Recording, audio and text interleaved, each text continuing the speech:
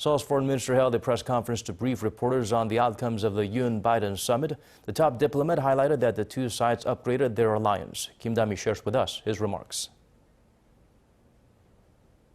The leaders of South Korea and the U.S. have reaffirmed that they're the closest of partners, enjoying a trust based on shared universal values such as a liberal democracy and human rights, an alliance now at a whole new level.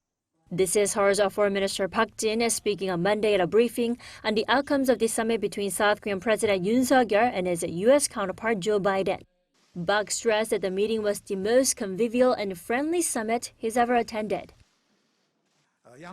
The two sides have proposed a vision of a future alliance that is a global comprehensive strategic alliance with plans not only for the Korean Peninsula but also the Indo-Pacific region and the international order based on values such as freedom, democracy, market economy, and human rights.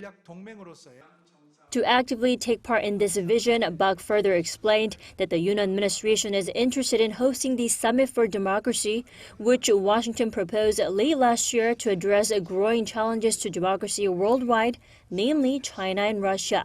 He then noted that President Yoon said at the summit that South Korea plans to establish its own Indo-Pacific strategy, which the U.S. side welcomed. It's the first time Seoul has formally proposed a diplomatic strategy based on such a concept of the region. And in a first for a pair of South Korean and American leaders, they pledged to bring to bear all their defense capabilities, including their nuclear missile assets, to deal with North Korea's military threats. The strengthened alliance also covers technology, where South Korea and the U.S. are looking to boost their cooperation in semiconductors and other advanced technologies. Also at the top of the agenda was North Korea's complete denuclearization. According to Park, Seoul and Washington have vowed to deal firmly with Pyongyang's provocations while leaving the door for dialogue open and exploring ways to provide the regime with humanitarian aid.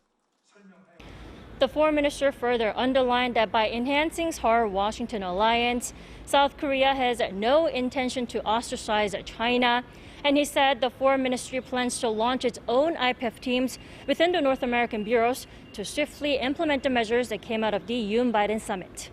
Dami, Arirang News.